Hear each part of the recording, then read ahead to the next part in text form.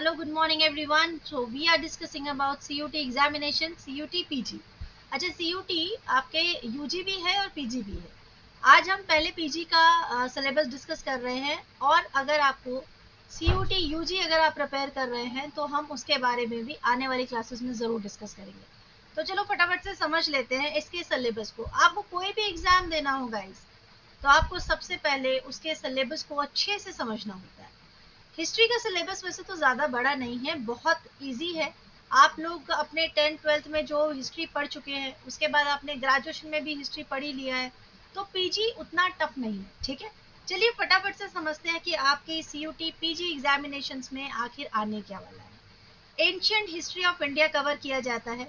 ठीक है, ancient India का आपका पीरियड लिया जाएगा कौन सा, जो आपका पैलोलिथिक पीरियड है. ये तो हम लोग डिस्कस कर ही चुके हैं पहले भी.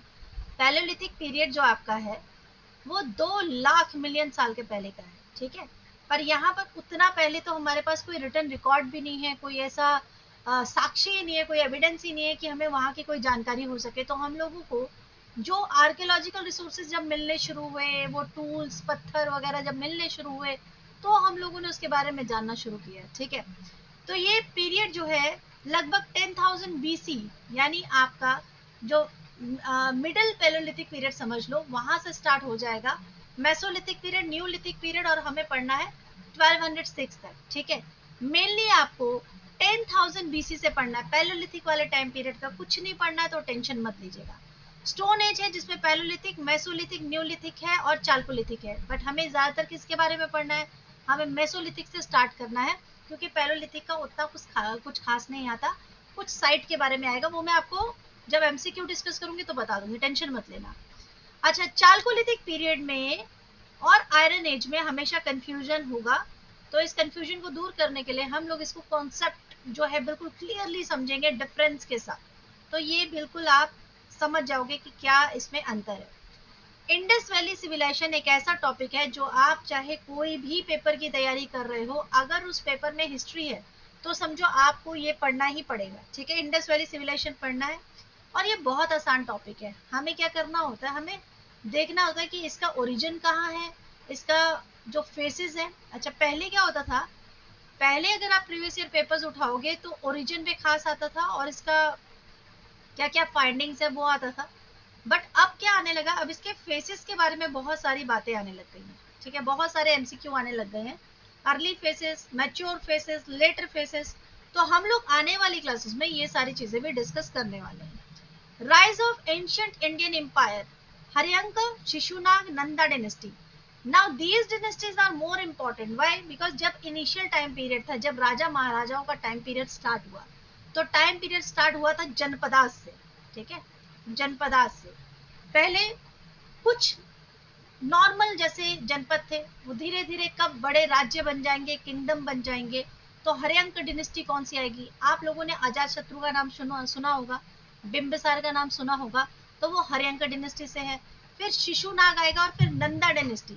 ये नंदा डिनेस्टी बिल्कुल वही है जिसके लास्ट रूलर धनानंद को मारकर जो नेक्स्ट राजा बने थे वो हमारे बने थे चंद्रगुप्त मौर्य. ठीक है, उसके बाद मौर्य वंश आया था. तो हम ये सारी चीजें डिस्कस करेंगे. बुद्धिज्म और जैनिज्म जो है, ये आपका जो रिलीजन वाला टॉपिक है, ये भी आपके हर एक पेपर में आता है. हिस्ट्री का एक बहुत ही पॉजिटिव बात क्या है कि आप हिस्ट्री का सिलेबस, चाहे आप CUT का तैयारी कर रहे हो, चाहे आप रेलवे की तैयारी कर रहे हो, चाहे आप बैंकिंग की तैयारी कर रहे हो, चाहे आप सिविल सर्विस की तैयारी कर रहे हो, आप जब ये टॉपिक पढ़ने लगोगे किसी भी सिलेबस को उठा के, तो आपको लगेगा कि अरे हम ऑलमोस्ट सारे सिलेबस को कवर कर रहे हैं, लगभग सारे एग्जामिनेशन के लिए ही तैयारी कर रहे हैं. तो एक अच्छी चीज ये हो जाएगी कि आप भले ही CUT एग्जाम के लिए प्रिपेयर करें, but automatically you are eligible to give examination in any field. Okay, modern age हमें पढ़ना है सोशल, उसका पॉलिटिकल और कल्चर, क्योंकि सोशल और पॉलिटिकल बहुत इंपॉर्टेंट है. बिकॉज मॉडर्न डिनेस्टी ही वो डिनेस्टी थी जो हम लोग एक वो फेरी किंगडम वाली बात जो समझते हैं, राजा महाराजा, बड़ी सेना और बहुत सारे अधिकारी हैं, तो वो सारी चीजें हमें मौर्य राजवंश में ही दिखाई देती हैं. और ये सारा जितना भी लिखा गया है वो लिखा गया अर्थशास्त्र नामक एक इकोनॉमी की बुक को. इकोनॉमी जो आप आज भी पढ़ते हैं तो आपको लगता है कि किसने लिखी इकोनॉमी, है ना। तो इकोनॉमी जो है हमारी यानी अर्थशास्त्र जो है चाणक्य द्वारा लिखित वो बुक है जिसमें अर्थ से संबंधित सारे और राज्य से संबंधित सारे नियमों का उल्लेख है, ठीक है। Then will read about post modern period. Post modern period वो टाइम पीरियड होगा जब आपका एक लंबा टेन्योर जो मौर्य राजवंश का है जब वो खत्म होता है, तो उसके बाद का जो टाइम पीरियड है जब उस समय और भी इंडो ग्रीक रूलर आते हैं, सातवाहनाज आते हैं, शकाज आते हैं, उन सब के बारे में हम पढ़ेंगे। Early state society in south India पढ़ने वाले हैं, क्योंकि साउथ इंडिया जिस समय नॉर्थ में ये जो जनपद और मौर्य राजवंश ये सब चल रहा है, उस समय साउथ में संगम काल चल रहा है। संगम काल के ठीक बाद में वहां पर भी आपकी डिनेस्टी शुरू हो जाएंगी, Kharavela, Satavahana, Tamil state of Sangam age, ठीक है। तो ये सारी चीजें हम बिल्कुल इसके साथ साथ में पढ़ेंगे। उसके बाद गुप्ता, वाकाटक, वर्धनास, इन सब के बारे में आपको मेंशन करना है। एग्जाम की तैयारी में टॉपिक सिलेबस अच्छे से समझो, उसके बाद आप इतने इत्मीनान से करोगे, because history has linked with previous one. आप पहले चैप्टर को पढ़ लोगे, ऑटोमेटिकली नेक्स्ट चैप्टर में जब आप जाओगे तो वो लिंक हो जाता है, ठीक है। ओके, नेक्स्ट हम पढ़ेंगे Pala, Senas, Rashtrakuta, Paramaras, polity and administration. These all are very important ruler, तो हम लोग इसके बारे में डिस्कस करेंगे। अर्ली मिडिवल पीरियड वो पीरियड है जब आप एक जो एंशियंट टाइम पीरियड है वो एक समय के बाद अब एंटर करेंगे आप अर्ली मिडिवल इंडिया में, ठीक है। अर्ली मिडिवल इंडिया का टाइम पीरियड 750 एडी से स्टार्ट हो जाएगा, ठीक है, और ये लगभग रहेगा 1206 तक।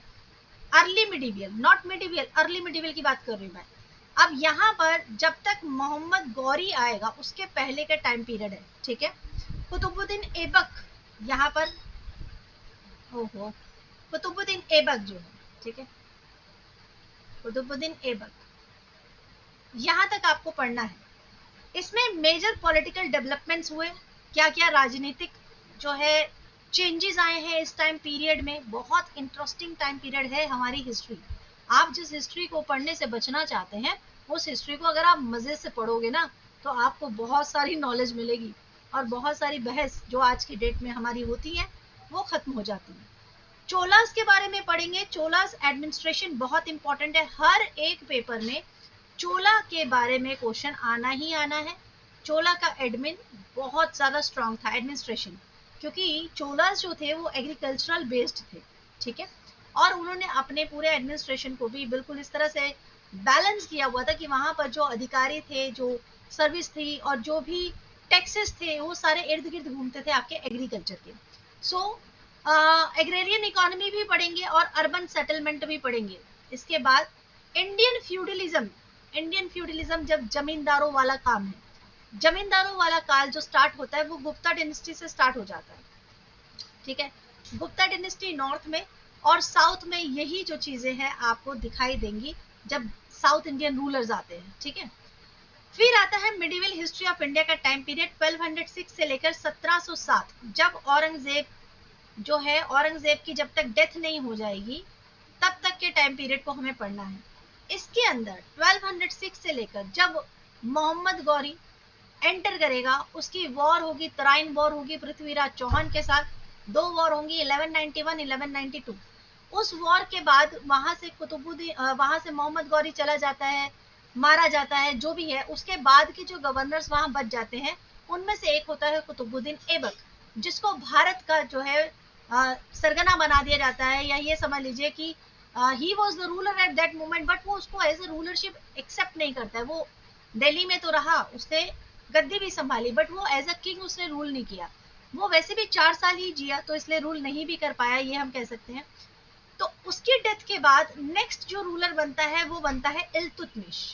ये सबसे इंपॉर्टेंट रूलर है आपका, ठीक है, इल्तुतमिश, क्योंकि ये क्या करता है, स्लेव डिनेस्टी की नींव रखता है। अब ये स्लेव डिनेस्टी क्या है, क्यों है, ये आने वाली क्लासेस में आप लोग जानेंगे, ठीक है। फिर आगे हम पढ़ेंगे सल्तनत के मिलिट्री रिफॉर्म्स, ये सारी चीजों के बारे में। एक सेकेंड रुकिए जरा। यस, नेक्स्ट आएगा आपका, यस, नेक्स्ट हम पढ़ते हैं art and architecture, medieval periods में बहुत सारा चीजें हैं जो क्वेश्चंस बन के आते हैं। आपको आर्ट एंड कल्चर पढ़ना है, एडमिनिस्ट्रेशन पढ़ना है, फिर आपको भक्ति मूवमेंट पढ़ना है, भक्ति मूवमेंट में सूफी मूवमेंट, कल्चर पर्शियन लिटरेचर पढ़ना है। ये सारी चीजें बहुत इंपॉर्टेंट है और मुझे ये लगता है कि सबसे ज्यादा जो है इम्पोर्टेंट ये वाला फेस है, क्योंकि इस फेस में किताबों के नाम बहुत सारे हैं, राइटर्स के नाम बहुत सारे हैं। तो आपको क्या करना होगा, आपको बहुत अच्छे से नोट्स बनाने होंगे। वो कैसे बनेंगे वो भी बताए जाएंगे, आप टेंशन मत लीजिए, ठीक है। खिलजी तुगलक डिनेस्टी, 5 डिनेस्टी रही है दिल्ली सल्तनत में, ठीक है, 5 डिनेस्टी रही है। Slave dynasty, Khilji dynasty, Tughlaq dynasty, Syed dynasty और लोधी डिनेस्टी, 5 डिनेस्टी रही हैं। उसके बाद आते हैं आपके मुगल, ठीक है।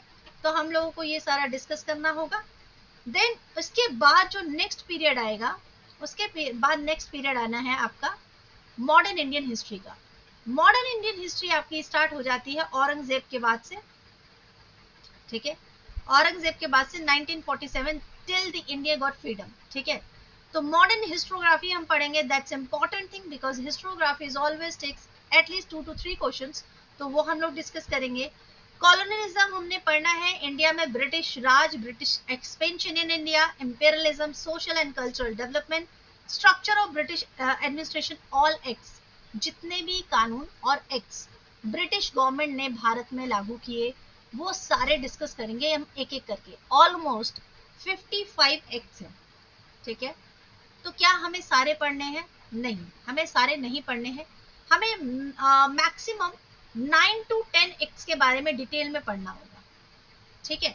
9 to 10 एक्ट्स पढ़ेंगे और वो भी बहुत इजी लैंग्वेज में, तो ये भी हो जाएगा। एक्ट कौन से होते हैं? जो जो वो कानून लेकर आए थे, जैसे सब्सिडरी अलायंस लेकर आए, डॉक्ट्रिन ऑफ लैप्स लेकर आए, उसके बाद आपका वर्नाकुलर प्रेस एक्ट आया है, ठीक है। इस तरह के जो एक्ट हैं, फिर 1833 का एक्ट है, 1813 का एक्ट है आपका, उसके बाद 1919 का एक्ट है, रॉलेट एक्ट है। तो ये जितने एक्ट हैं उनके बारे में हम लोगों को अच्छे से रीड करना होगा। इकोनॉमिक इम्पैक्ट समझेंगे। इकोनॉमिक इम्पैक्ट ये है कि 1885 में जब यहाँ पर आईएनसी बनती है, इंडियन नेशनल कांग्रेस बनती है, तब तक उनको, या ये कहें कि हमारे इंडियंस को ये कंफर्म नहीं था कि एक्चुअल में चल क्या रहा है। ये जो ड्रेन पॉलिसी वाली जो पोजीशन है, ये पता चलती है दादा भाई नौरोजी को, और वो रखते हैं सबके सामने कि एक्चुअल में ब्रिटिशर्स कर क्या रहे थे। तो आईएनसी जो बना था वो एक्चुअली अंग्रेजों ने अपनी सेफ्टी के लिए एक सेफ्टी वॉल्व के हिसाब से बनाया था, बट वो भारत के लिए फेवरेबल कैसे हो जाएगा, वो सारी चीजें हमने डिस्कस करनी है, ठीक है। नेशनल मूवमेंट हम पढ़ेंगे, mass movement and British rule, ठीक है। इंडियन नेशनल कांग्रेस का समिट कौन कौन सा हुआ है, गांधीयन ईरा कब से स्टार्ट हुआ है, क्योंकि गांधी जी जो है वो एंटर करते हैं भारत की राजनीति में 1917 में। तो क्या उससे पहले भारत में फ्रीडम के लिए कुछ नहीं किया जा रहा था? ऐसा नहीं है। इसके लिए हमें इस चीज को और अच्छे से समझना होगा। लेकिन हाँ, ये जरूर हुआ कि गांधीयन जो पीरियड है, उस पीरियड में पूरा इंडिया जो है वो यूनिवर्सल हुआ और एक साथ हुआ और फिर अंग्रेजों के खिलाफ लड़ा, ठीक है। ये आपका सारा सिलेबस है। इंडियन नेशनल कांग्रेस का सारा देखने के बाद हम लोग यूरोपियन हिस्ट्री में कुछ कुछ पढ़ने वाले, फ्रेंच, इंग्लैंड, अमेरिकन और रशियन रेवोल्यूशंस के बारे में, क्योंकि भले ही भारत 1947 में आजाद हो रहा था, बट उसको एक ये कह सकते हैं ना कि ये मोटिवेशन कहाँ से मिली है, तो जो रेवोल्यूशंस, फ्रेंच रेवोल्यूशंस था या अमेरिकन रेवोल्यूशंस था, वो 17 में हो रहे थे। ये 1789 में आपका फ्रेंच रेवोल्यूशन हो रहा था, तो इतने टाइम पीरियड में वहां चल रहा था। उसी से सीख कर ही जो हमारे सोशल वर्कर थे, उन्होंने भारतीयों के सामने ये इच्छा जाहिर की कि बाकी के देश अगर फ्रीडम हासिल कर रहे हैं और किस तरह से कर रहे हैं, तो हमें भी उस तरफ आगे बढ़ना होगा। तो ये है आपका सारा सिलेबस। आई होप आप लोगों को सिलेबस क्लियर हो गया होगा कि आपको CUT PG के लिए क्या पढ़ना है। तो आपको कोई भी कमेंट हो तो प्लीज कमेंट सेक्शन में लिखिएगा। क्लास अच्छी लगे तो लाइक कीजिएगा, शेयर कीजिएगा, सब्सक्राइब कीजिएगा। मैं जल्दी ही आपके साथ मिलूंगी आपकी नेक्स्ट क्लास के लिए। Bye bye, thank you, good night.